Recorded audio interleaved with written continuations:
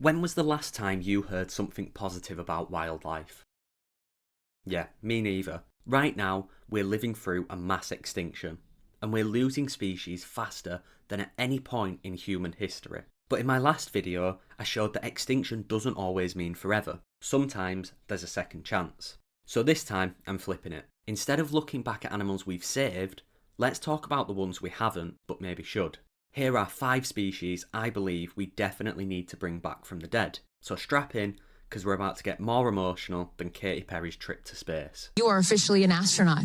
Thank you so much. How do you feel? I feel super connected to love. If I wanted to talk about rhinos facing extinction, I could have picked literally any of the species. The northern white, with just 2 females left.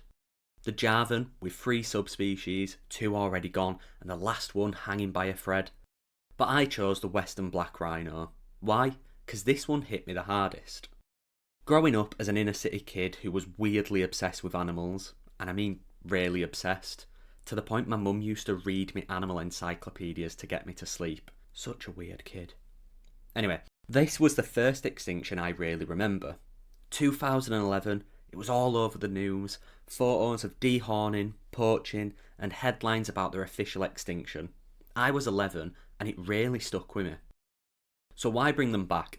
Some say we owe it to them, a moral responsibility to restore what we destroyed. Others say they're ecologically vital, mega herbivores that help shape their environments. Me, I think this was just too recent. The damage their loss could cause hasn't even fully played out yet. So why wait for a crisis when we can prevent one? What's your opinion?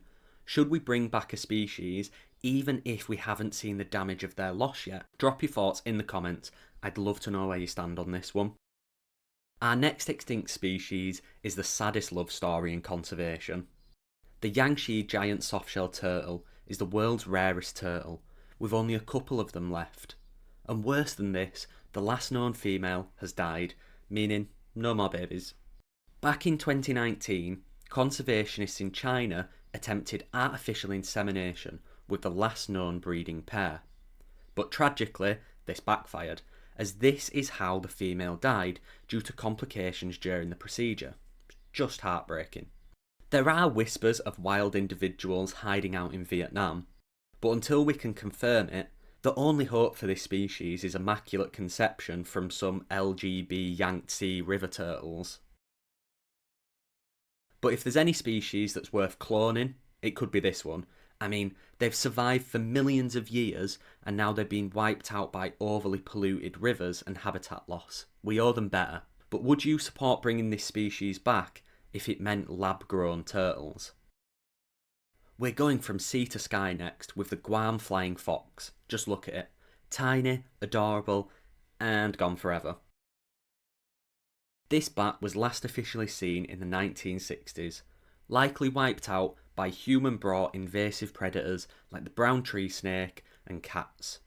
Then, if you sprinkle in a little bit of habitat destruction, you have the perfect recipe for extinction. Which is a shame, because they were key seed dispersers, basically flying gardeners. There have been unconfirmed sightings over the years, which raises the question, is it extinct, or is it just hiding from us? Either way, this would be a great candidate for rewilding if closely related bats could be used as genetic surrogates. Because let's face it, we need pollinators more than ever. Bees are really struggling to keep the boat afloat at the moment. We're stepping back in time now, as this one's a little more ancient. Once roaming parts of modern-day Turkey and the Middle East, the Turkish lion, a subspecies of the Asiatic lion, is now extinct. These lions were bigger, bolder, and sadly prime targets for hunting and habitat loss. We've got drawings, bones and ancient records, but sadly no survivors. I will admit, I am lying a little bit though. How dare you? As Asiatic lions still exist, just barely, they're in a small corner of India. So technically, the Turkish lion isn't gone, just gone from where it used to be. So one day, if we could reintroduce a closely related lion back into Turkey, wouldn't that be an epic moment for rewilding history?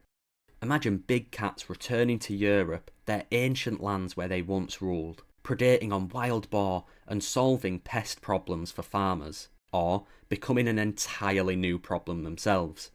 Either way, it's a future we could end up exploring. Now, this one hurts as we're going somewhere we've already been in this video, back to Yangze. Next is the Baiji, aka the Yangtze River dolphin, one of the few freshwater dolphins on Earth. And now it's almost certainly gone. Or is it? No, it probably is. No question about it, I am ready to get hurt again.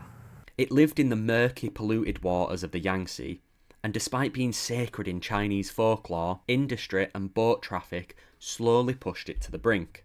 In 2007, after an exhaustive search, scientists officially declared it functionally extinct. Though, to add a twist, there have been occasional sightings reported since, but nothing's ever been confirmed. If we ever get the opportunity, I would argue that this species should be the top priority due to their evolutionary distinctness, but also not just what it was, but for what it symbolised, and a reminder of what we lose when industry moves faster than empathy. So there you have it, 5 species we should bring back. Some for their ecological value, others for redemption. All of them worthy of a second chance. Now I want to hear from you.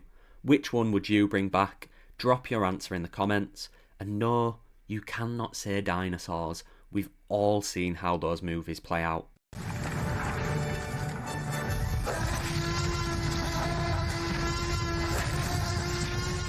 Remember, like, subscribe and share.